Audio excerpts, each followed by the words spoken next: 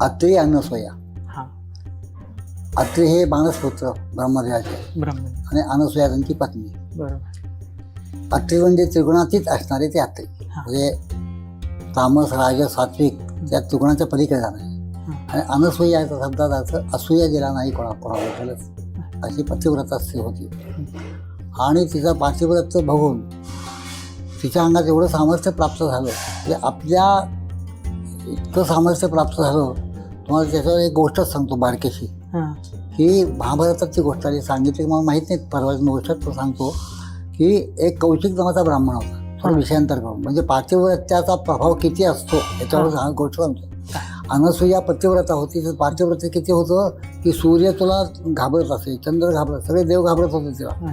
तिच्या मनात कोणा घाबरत नव्हतं, ते आपले कर्तव्य करत होती. पतिव्रता धर्म जो सांगितला आहे त्यापर्यंत तिचं आचरण झालं होतं.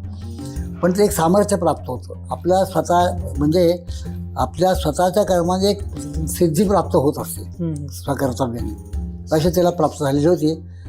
तर हे पातिव्रत्याचं हे किती महत्त्व असतं असे महाभारतात एक असं वनपर्वात आलेली आहे. एक कौशिक नावाचा ब्राह्मण होता. ही गोष्ट सांगितली नाही तुम्हाला? हां, कौशिक नावाचा ब्राह्मण होता आणि त्यांनी तपश्चर्या केली खूप मोठी. आई वडिलांना दिलं सोडून आणि तपश्चर्याला गेला वनात. आता ते कर्तव्य चुकलं त्याचं एक. आई वडिलांना सांभाळणं आधीचं कर्तव्य होतं, ती त्याची तपश्चर्या होती, पण तिला सोडलं मला तपश्चर्या करायची. वनात गेला आणि मनात खूप तपश्चर्या केली. तपश्चर्याने काय होतं की अंगात एक प्रकारची ऊर्जा निर्माण होते, शक्ती निर्माण होते. बाकी कामं करून त्याच्या स्वाधीन राहत नाहीत, ती गोष्ट वेगळी आहे. हां, आणि तो एका नदीकाठी राहत असे जंगलात असा, आणि तिथून जवळ एक गाव होता, भिकेला जायचा. असं भिक्षा मागायचा यायचा. आणि एक दिवशी काय झालं तर तो रोजची म्हणजे तपश्चर्या पूर्ण झाली सकाळची आणि तो भिक्षेला निघाला. तेवढ्यात एक वरून एक पक्षी चालली होती, एक पक्षी चालली होती. तिने वेष्ठात टाकली, ती याच्या डोक्यावर पडली. हां, ती डोक्यावर पडल्यानंतर ते काय पडलं म्हणून बघितलं तर हाताला घाण लागली. ते वर बघितलं त्या पक्षीने अशी चालल्या घाण टाकली आणि पुढे जरा चालली ते त्याला माझ्या इकडे हागलीस तू संतापाला. क्रोध जात नाही ना, तपश्चर्याने क्रोध वाढतो उलट विश्वामित्रासारखा. म्हणजे ते होण्यासाठी ज्ञान वेगळं आहे, ते तपश्चर्या ज्ञान वेगळं, तपानी शक्ती ऊर्जा वाढते. तर ते झालं तर त्या रागाने बघितलं ती पक्षी खाली जाऊन मरून पडली, खाली म्हणून पडली ती. तो त्याला आश्चर्य वाटलं, अरे माझं सामर्थ्य एवढं वाढलं. नुसत्या डोळ्याने त्याने ओटाळून बघितल्यापर्यंत क्रोध डोळ्यात आला आणि मरून पडले. वा, जिंकली म्हणले मी अनुष्ठानात करून. असं म्हणून तो भिक्षा गावात गेला, 2-3 भिक्षा मागितली.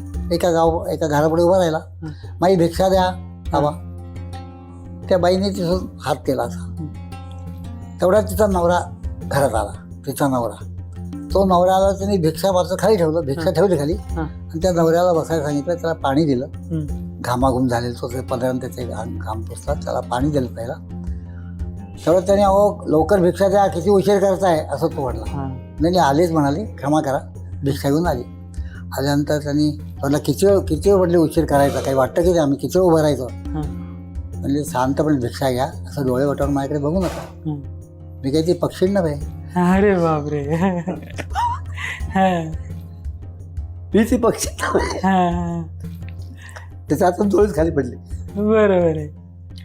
तो म्हणला अहो हे कसं कळलं, मी त्यासाठी काही प्रयत्न केला नाही. मी माझं जे स्वकर्तव्य, स्त्रीचं कर्तव्य जे आहे ते मी करते फक्त, याच्यापेक्षा काही करते. कुठल्या देवाला जात नाही, कुठे काही करत नाही, काही नाही, कुठली वरत नाही, काही नाही. फक्त मी पतीची सेवा करते. म्हणून ज्ञानेश्वरांची ओवी आहे, पतीच्या मता अनुसरता जी वागे पतिव्रता ते अनायासे पोचे आत्महत्या. दालीभर वाटतात हा बी नाही, ते दिलं बीच लगेच ती कथाही दिलेली जात.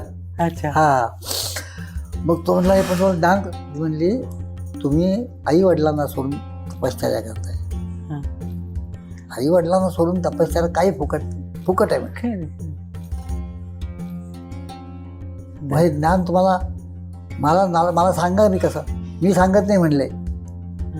तू असं कर, मिथिला नगरीला जात मी आणि तिथे एक खाटीक आहे, त्या खाटीक तो खाटीक तुम्हाला सांगेल. अरे अहो त्याचा सगळा गर्वच गेला ना, खरे मी खरे ब्राह्मण कोण असा आणि तुम्हाला ज्ञान जायचं खाटकाकडे. म्हणजे अशा गोष्ट लांबवली नाही पुढे मी. कारण मला एवढंच सांगायचं होतं की स्वकर्तव्य तुम्ही करत आला की काही कमी पडत नाही. खरे खरे म्हणून त्याचा आगा जयाचं जे विहित ते ईश्वराचे मनोगत. म्हणून तुम्ही मनोगताप्रमाणे लागा आणि ते मनोगत ईश्वराचं कोणाबद्दल कसं आहे, सामान्यपणे आहे, वैयक्तिक आहे, ते सगळं संत सांगून गेलेले आहेत. कसं वागावं, काय वागावं, समर्थान सांगितलं आहे, सगळ्यांनी सांगितलं.